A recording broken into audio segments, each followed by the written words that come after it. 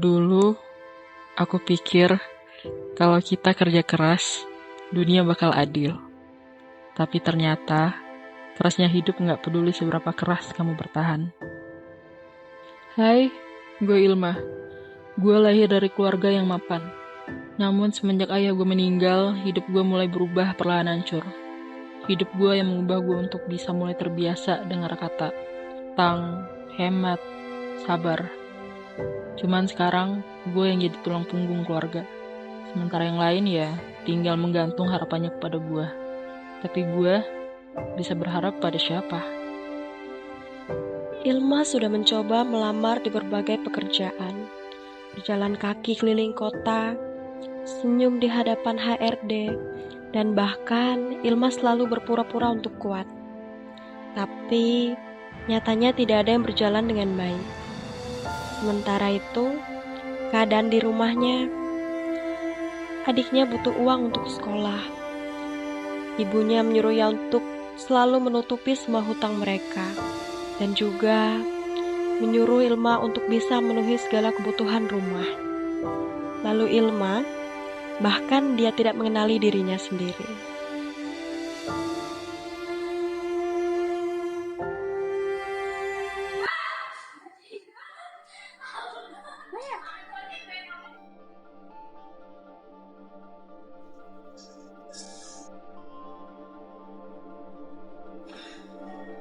Dipikir aku capek, sana lama sini, udah terima.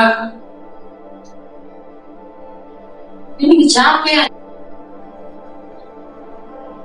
Ini orangnya ada yang lebih hak ke gue, nggak ada yang nyemangatin gue. Jadi gue cuma tumbal di sini. Gue masih sebenarnya set. Siapa mesin? Gue bisa capek. Kalau gini caranya mah, gue gak mampu dilahirin. Ini gimana sih? Capek. Ilma keluar dari toilet. Ia bertemu dengan seseorang dan bertatapan dengan penuh makna.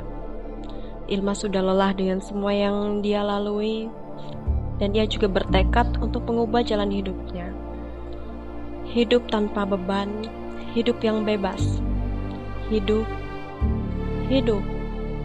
yang seperti apakah yang ia inginkan? Apakah ketenangan atau hidup yang seperti di surga? Hidup bagi Ilma seperti jurang. Semakin ia berusaha untuk naik, semakin dalam juga ia jatuh. Apakah dunia seperti ini adil untuknya? Dan apakah masih ada harapan yang berlaku untuknya? Siapa yang tahu? Adakah yang tahu? Namun, harapan entah dari mana tiba-tiba muncul. Seakan memberikan Ilma sebuah alasan untuk dia tetap bertahan, untuk dia tetap kuat, untuk dia tetap terus berjalan. Apakah ini merupakan hal yang diberikan dunia agar ia tetap memiliki harapan, dan bersyukurnya hal itu terbukti menyelamatkannya.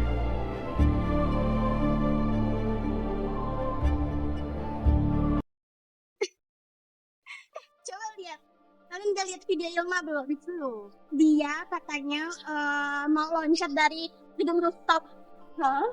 Iya kan? Katanya kok dia nggak diterima kerja gitu loh. Ya. Ini malu-maluin banget sumpah. Tengok nih. Ya ampun, dia pikir hidupnya film drama Korea apa? Kayak baru nggak diterima sebagai kerja aja udah mau kayak gitu. Kayak seneng banget tapi norak sih. Ya kan, malu-maluin banget.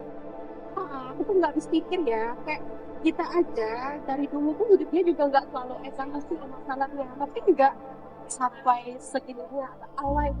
Tapi at least kita juga punya modal atau privilege gitu kan. Tapi enggak kayak dia mau segalanya tuh semuanya instan gitu kan. Dan dia juga tuh sering curhat tentang pendanaan keluarganya, jadi service generation atau dia capek mikirin adiknya lah, kayak emangnya cuma dia yang masalah, kayak suka ngeluh gitu sih. Ya dulu tuh dari dulu tuh emang vibe dia tuh kayak apa ya, kayak suka ekstrim, kayak terlalu minder. Gimana coba dia mau dapat kerja kalau misalkan kayak dari panggil aja tuh udah negatif sih. Setiap hari bahasanya kayak mental health terus, SW-nya juga statusnya kayak kayak cuman dia yang paling tersakiti di dunia. Dramatis banget nggak sih orang itu? Sumpah gue nggak mau temenan dengan dia lagi. Gue pikir semua orang bakal ngejudge gue, tapi ternyata ada yang mau dengerin. Ada ruang buat gue, buat cerita tanpa takut dihakimi.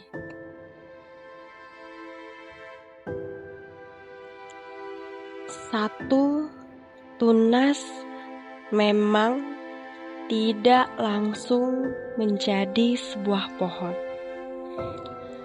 tapi dia tumbuh pelan-pelan. Banyak rintangan yang bermunculan, angin yang bertiup kencang, kemarau yang panjang, hujan yang turun tiada henti-hentinya, ranting yang berpatah-patahan, meski tanahnya yang bertekstur keras,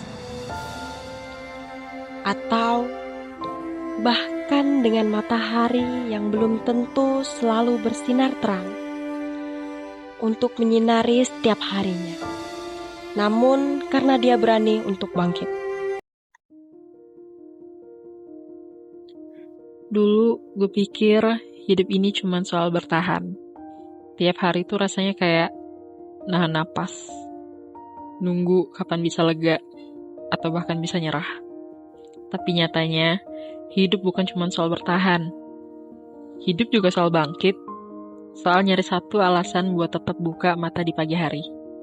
Ya, walaupun semuanya masih berantakan.